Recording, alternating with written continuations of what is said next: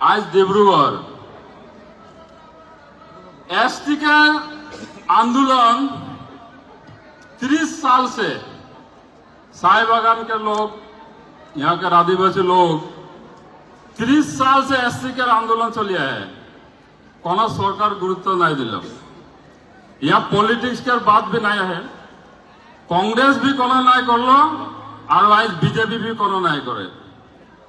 ये आंदोलन हमारे जनजाति के जो आंदोलन, ये आंदोलन हमारे अधिकार लगे, न्याय प्राप्य लगे। यहाँ कोनो आदित्य खाकलारिकार दम नहीं चले। कोनो आदित्य खाकलारिकार डिक्टेशन में ये आंदोलन नहीं चली और कोनो आदित्य खाकलारिकार एनओसी भी नहीं लगे। साहा जनजाति आदिवासी असम का सबसे लार्जेस्ट पॉपुलेशन, सबसे लार्जेस्ट कम्युनिटी। এখন আদিত্য খাকলারি বলি আহে যে আমাদের পপুলেশনটা বেশি আহে তো এসটি দিতে না লাগে আর আমাদের ডিমান্ড যে আমাদের পপুলেশন বেশি তো আমাদের সমস্যা भी বেশি তো ফার্স্ট এসটি আমাদেরকে দিতে লাগে। ফার্স্ট এসটি সাহ জনগোষ্ঠী আদিবাসীকে দিতে লাগে। এটা সরকারকে আমাদের ডিমান্ড লাগে। बीजेपी सरकार के जितना भी इंटेलिजेंस है यहाँ हिसाब करते यदि पारा जाए हिसाब कर दीते लगे तो किमान मानुष है। तिनसुकिया के आंदोलन तार पीछे डिब्रूगढ़ तार पीछे सारा आसाम में आंदोलन है।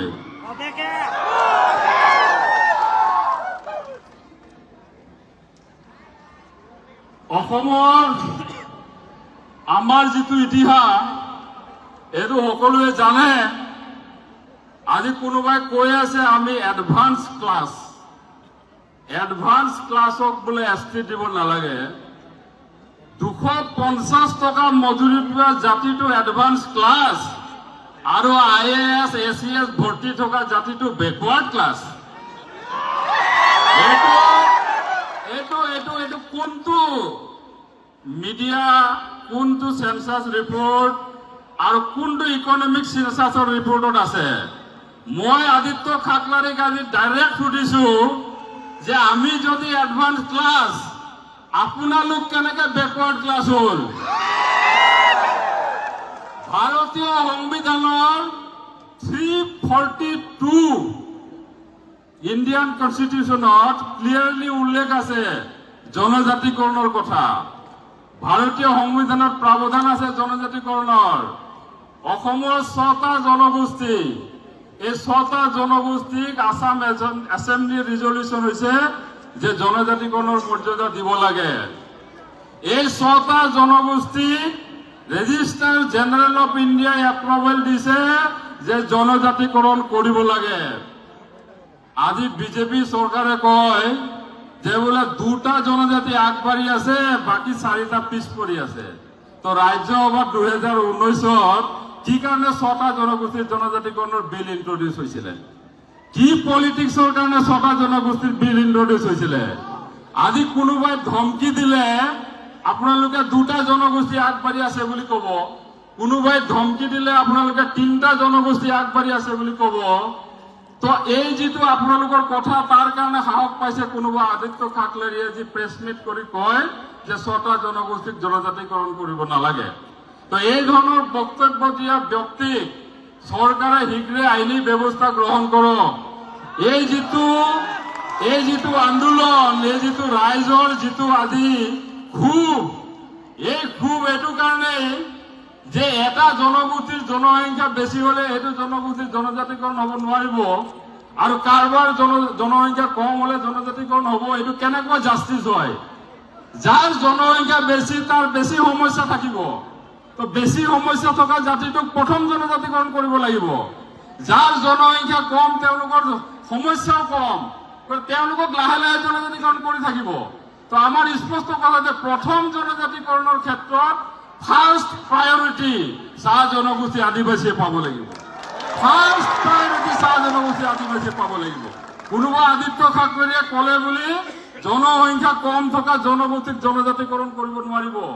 বেআইনী কাম কাৰোবাৰ দমত যদি আইনত পৰিণত হ'বলৈ হয়, বেআইনী কাম যদি কোনোবাই ভাবিকো দিলে আইনত পৰিণত হয়, তো আমি আইন মানি আন্দোলন কৰি আছো। আমি আইন উলংঘা কৰিবলৈ হলে অসম কিন্তু অশান্ত হৈ যাব। আমি যদি আইন উলংঘা কৰিম, অসমৰ কোনো পুলিচ মিলিটাৰীয়ে অসম ঠাণ্ডা কৰিব নোৱাৰিব। আমি আইনত থাকি, আইনৰ গণ্ডিত থাকি আন্দোলন কৰি আছো। আৰু এই আন্দোলনটো কোনেও ভাবিব নালাগে যে শান্তিপূৰ্ণ আন্দোলনটো আমি কেতিয়াবা কাৰোবাৰ ভাবুকিত ভয় খাম। কোনোবাই ৰাতি আন্দোলন কৰে, আমি দিনত আন্দোলন কৰিছো। হিচাপ কৰিবলৈ দিগদাৰ নহয়। ৰাতিটো 2000 মানুহ 20,000 মানুহ বুলি কৈ দিব পাৰে, কোনেও গমেই নাপাব। মিডিয়াই চলি আছে, যি চলাই চলি থাকিব। কিন্তু ইয়াত মিডিয়ায়ো মিছা কথা ক'ব নোৱাৰে। ইয়াত যিয়ে মিডিয়া আহক, ইয়াত কোনো মিডিয়াই ক'ব নোৱাৰে যে বোলে ইয়াত 5000 মানুহ হৈছে। ইয়াত মিডিয়ায়ো মিছা কথা ক'ব নোৱাৰে, কাৰণ আমাৰ আচাৰ বিষয় বিভাগে আজি 4টা ড্ৰোন ঘূৰাই আছে ওপৰত। কোনোবাই ফাঁকি দিব বুলি সেইকাৰণে আমিও আজি 4টা ড্ৰোন ঘূৰাই ৰাখিছো ওপৰত। 6টা ঘূৰি আছে। তো এইটো 20,000 মানুহৰ আন্দোলন, 5,000 মানুহৰ আন্দোলন বুলি মিডিয়াত চলাই লাভ নাই। এইটো লাখৰ ওপৰ মানুহৰ আন্দোলন হয়। আৰু এই আন্দোলনটোক চৰকাৰে গুৰুত্ব দিয়া দৰকাৰ আছে। এই আন্দোলনটোক চৰকাৰে মৰ্যাদা দিয়া দৰকাৰ আছে। এই আন্দোলনটোৰ ভাষা চৰকাৰে বুজি পোৱা দৰকাৰ আছে। আৰু যদি বুজি নাপায়, 2026ও বহুত বেছি দূৰত নাই। মাটিৰ পট্টা দিম বুলি ক'লে নহব। অৰুণোদয় 1, অৰুণোদয় 2, অৰুণোদয় 3 পাৰ হৈ গুচি গ'ল। বাগানৰ মানুহ মাটিৰ পট্টা পালে নেকি? তো মাটিৰ পট্টা দিম বুলি ক'লে নহব, মাটিৰ পট্টা দিব লাগিব। আৰু অকল মাটি পট্টা নহয়, যিবিলাক ভূমিহীন মানুহ আছে তেওঁলোকক ভূমিৰ ব্যৱস্থাও কৰি দিব লাগিব। যাৰ মাটিয়ে নাই, সি পট্টা ক'ৰ পৰা পাব? মাটি নাথাকা মানুহক মাটিও দিব লাগিব, তাৰপিছত পট্টা। লেণ্ডলেছ হৈ আছো লাষ্ট 200 years। অসমত কোনোবা মানুহ আছে নেকি, কোনোবা জাতি আছে নেকি, কোনোবা জনজাতি আছে নেকি যি 200 years এইটো অসমত থাকি লেণ্ডলেছ হৈ আছে? এনেকুৱা কোনো জাতি নাই। তাৰপিছত আমাক কয় বোলে এডভান্স ক্লাছ। তো কেনেকুৱা এডভান্স ক্লাছ? এইটো মই ভাবো যে কোন সেন্সাস ৰিপৰ্টত এইটো আহিছে, এইটো আদিত্য ঠাকৰে ডাঙৰীয়াই প্ৰেছ মিট দি ৰাজহুৱা কৰি দিব লাগে। কোনটো অসম চৰকাৰ, ভাৰত চৰকাৰৰ ইকনমিক সেন্সাছত অসমৰ চাহ জনগোষ্ঠী আদিবাসীৰ লাখ লাখ মানুহ, কোটি মানুহ আমাৰ অসমৰ আটাইতকৈ এডভান্স ক্লাছ বুলি ৰিপৰ্ট আহিছে, সেইটো ৰাজহুৱা কৰি দিব লাগে আদিত্য ঠাকৰে ডাঙৰীয়াই। আমিও গম পাম তেতিয়া কোনটো চৰকাৰী এজেন্সিয়ে এইটো সেন্সাস কৰিছিলে। আজি অসমৰ ইতিহাসত এতিয়া কুৱেশ্যন আহিছে, এতিয়া মানুহে কয় যে এইবিলাক মানুহ বোলে আসাম অৰিজিন নহয়। আমি আসাম অৰিজিন নহয়তো কোন আসাম অৰিজিন হয়? যিকেইটা মানুহৰ অসমীয়া ভাষাক যিকেইটা মানুহে অসমৰ ৰাজ্য ভাষা কৰি ৰাখিছে, সেইবিলাক মানুহ যদি আসাম অৰিজিন নহয়, তো আজি কোন আসাম অৰিজিন হয়? আজি কোনোবা ট্ৰাইবেল অংগই ক'ব যে এইসকল মানুহ আসাম অৰিজিন নহয়। মই কৈছো যে ছত্তীশগড়, ঝাৰখণ্ড, উৰিষ্যা আমাৰ 200 yearsত আমাৰ ৰিলেশ্যন কাট অফ হৈ গৈছে। 200 বছৰ অসমত আছো, অসমৰ ভাষাক আমাৰ নিজৰ ভাষা বুলি লৈছো, অসমৰ সংস্কৃতিক আমাৰ নিজৰ সংস্কৃতি বুলি লৈছো, অসমৰ কাৰণে আমি শ্বহীদ হৈছো। তাৰ পিছত আজি যদি কোনোবাই কয় এইসকল মানুহ আসাম অৰিজিন নহয়, তো কোনে আসাম অৰিজিন হ'ব? মাংৰি উৰাং মৰি গ'ল 1921ত ভাৰতৰ স্বাধীনতা সংগ্ৰামৰ কাৰণে। আজি প্ৰশ্ন উঠিব নেকি মাংৰি উৰাং আসাম অৰিজিন আছিলে নে নাছিলে? মাংৰি উৰাং 21ত শ্বহীদ হ'ল। অসমৰ প্ৰথম মহিলা শ্বহীদ, অসম নহয় উত্তৰ পূৰ্বাঞ্চলৰ প্ৰথম মহিলা শ্বহীদ আছিলে মাংৰি উৰাং। আৰু আজি এইটো জাতিক প্ৰশ্ন কৰে বোলে এইটো আসাম অৰিজিন নহয়, তো কোন হয় আসাম অৰিজিন?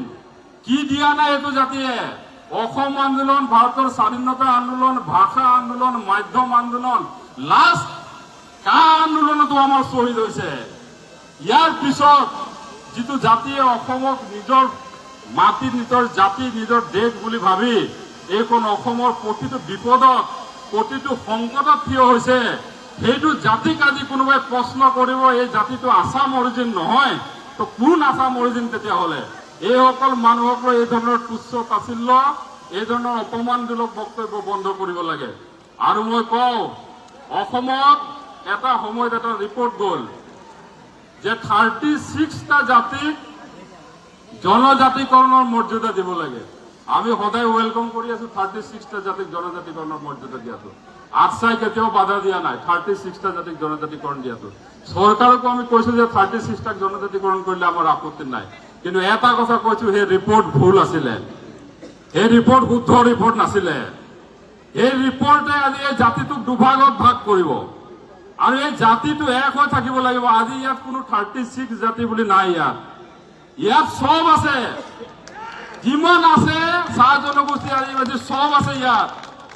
এই আন্দোলনত অকল 36টা জাতিৰ সমৰ্থন নাই, এইটো গোটেই চাহ জনগোষ্ঠী আদিবাসী সমাজৰ সমৰ্থন আছে। আৰু সেই ভুল ৰিপৰ্টৰ কথা সদায় কৈ কৈ জাতিটোক দুভাগৰ চেষ্টা নকৰিব। সমগ্ৰ চাহ জনগোষ্ঠী আদিবাসী সমাজ 200 বছৰ আগত অসমত আহিছে।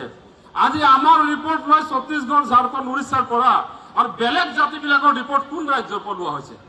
বেলেগ জাতিবিলাকক যে জনজাতিকৰণ কৰাৰ কথা কৈছে, তেওঁলোকৰ ৰিপৰ্ট অসমৰ বাহিৰৰ কোন ৰাজ্যৰ পৰা লোৱা হৈছে? আমাকো অসমৰ এটা জনগোষ্ঠী বুলি বিবেচনা কৰি অসমৰ সমগ্ৰ চাহ জনগোষ্ঠী আদিবাসী জাতিক জনজাতিকৰণ কৰিব লাগে। এইটো অসম চৰকাৰক আমাৰ আহ্বান। অসমৰ সমগ্ৰ চাহ জনগোষ্ঠী আদিবাসী জাতিক জনজাতিকৰণ কৰি এই জাতিটোক এইখন অসমত এক হৈ থাকিবলৈ দিব লাগিব। এই জাতিটোক এইখন অসমত ৰাজনৈতিক অধিকাৰ লৈ জীয়াই থকা জাতি কৰিব লাগিব। এইটো জাতিক অসমত সকলো ক্ষেত্ৰত আগবাঢ়ি যোৱাৰ পৰিৱেশ দি এটা জাতি হিচাপে থকাৰ ব্যৱস্থা কৰিব লাগিব। আজি অসমত 200টা বছৰে আমি ডিপ্ৰাইভ হৈ আছো, 200টা বছৰে আমি পিছ পৰি আছো, 200টা বছৰে আমি সকলো অধিকাৰৰ পৰা বঞ্চিত হৈ আছো। আমাৰ মাজত চৰকাৰী চাকৰিয়াল নাই, সামান্য চৰকাৰী চাকৰিয়াল। অন্য জাতি জনগোষ্ঠীৰ লগত যদি হিচাপ কৰা যায়, তেতিয়াহ'লে আমাৰ মাজত থকা চৰকাৰী চাকৰিয়াল আৰু বেলেগ জনগোষ্ঠীৰ চৰকাৰী চাকৰিয়াৰ মাজত আকাশ পাতাল পাৰ্থক্য থাকিব। এইটো জাতি আজি তাৰিখত আজি IAS কেইজন আছে, ACS কেইজন আছে, আনকি যিটো চাহ উদ্যোগ এইটো জাতিয়ে বনালে, সেই চাহ উদ্যোগটোত মেনেজাৰ কেইজন আছে? এই চাহ উদ্যোগটোক আজি এটা সংকটৰ কথা কৈ থকা হৈছে। গতিকে চাহ উদ্যোগ আৰু চাহ জনগোষ্ঠীৰ ৰাইজৰ কাৰণে অসম চৰকাৰে লাষ্ট আজিলৈকে 77টা বছৰত জনগোষ্ঠীটোৰ কাৰণে যিমান কাম কৰিব লগা আছিলে, যদি কৰা হলে আজি আমাৰ মাজতো হয়তো বহুত IAS ওলালেহেঁতেন, বহুত ACS ওলালেহেঁতেন। বাগানত শিক্ষা ব্যৱস্থা ভাল নহয়, বাগানত স্বাস্থ্যৰ ব্যৱস্থা ভাল নহয়, সকলো ক্ষেত্ৰৰ পৰা আমি পিছ পৰি আছো। আজি 250 টকা মজুৰিত আজি বেলেগ কোনোবা জনগোষ্ঠী এটা পৰিয়াল চলাই দেখাব পাৰিব নেকি? আজি বেলেগ কোনোবা এটা জনগোষ্ঠীয়ে 250 টকা পইচাত পৰিয়াল চলাব পাৰিব? চৰকাৰৰ কোনোবা কৰ্মচাৰীয়ে 250 টকা দিনত পইচা লৈ চাকৰি কৰিব যাব পাৰিব? তো আমাক কিয় বাধ্য কৰি থকা হৈছে 250 টকাত বাগান চলাই ৰাখিবলৈ, চাহ উদ্যোগ জীয়াই ৰাখিবলৈ? চাহ উদ্যোগ জীয়াই ৰখা নহয়, অসমৰ অৰ্থনীতি জীয়াই আছো আমি। অসমৰ যিটো আটাইতকৈ ডাঙৰ পৰিচয়, সমগ্ৰ বিশ্বত অসমৰ পৰিচয় আছে চাহক লৈ, আৰু এই চাহ উদ্যোগ জীয়াই ৰাখিছে এইসকল মানুহে। কিন্তু সেইসকল মানুহে একাপ ভাল চাহ খাবলৈ তেওঁলোকৰ অকাত আজিলৈকে হোৱা নাই, সেই সুবিধা আজিলৈকে দিয়া নাই চৰকাৰে। একাপ চাহ, আৰু এই চাহ শ্ৰমিক যিসকল চাহ